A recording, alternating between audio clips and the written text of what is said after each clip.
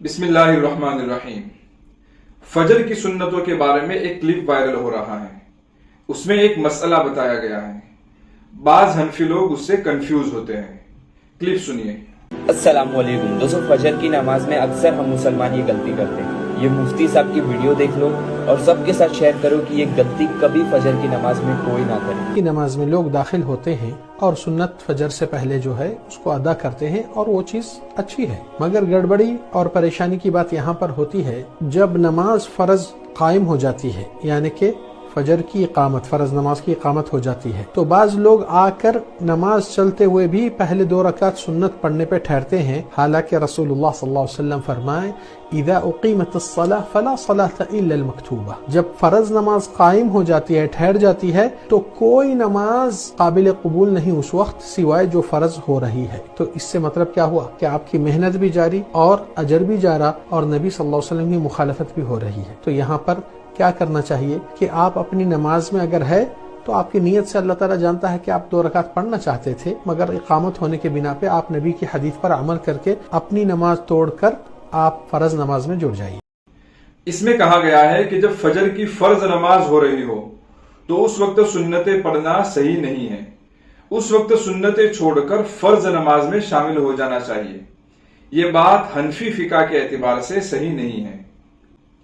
फजर की 2 रकात सुन्नत की बड़ी ताकीद आई है। हदीस में आया है कि हुजूर पाक सल्लल्लाहु अलैहि वसल्लम फजर की सुन्नतों का जितना एहतिमाम करते थे, इतना एहतिमाम किसी सुनन व नवाफिल के लिए नहीं करते थे।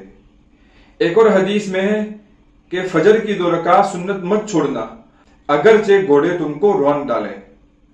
इस ताकीद के पेश नजर इमाम अबू हनीफा और इमाम मालिक रहमतुल्लाह अलैह ने यह कहा है कि अगर ये उम्मीद हो कि सुन्नतें पढ़ने के बाद भी मुझे जमात की आखिरी रकात मिल जाएगी तो सुन्नत पढ़ना दुरुस्त है।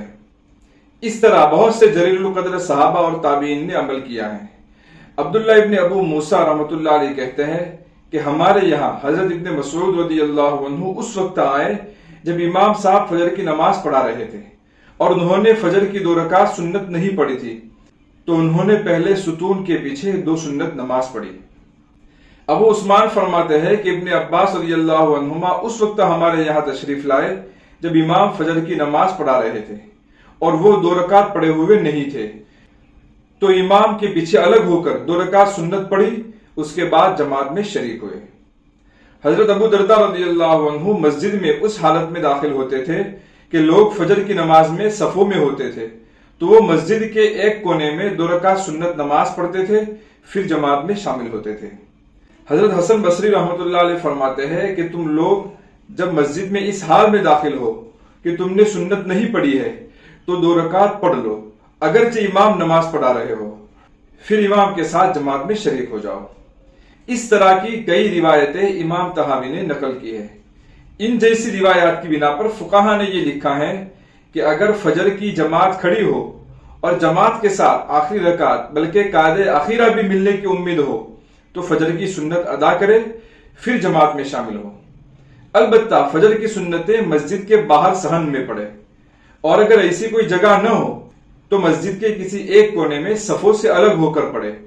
जमात की सफों के पास सुन्नतें पढ़ना मकरूह है, और जिस कदर सफों से करीब होकर सुन्नतें पढ़ेगा उसी कदर कराहत भी शदीद होगी।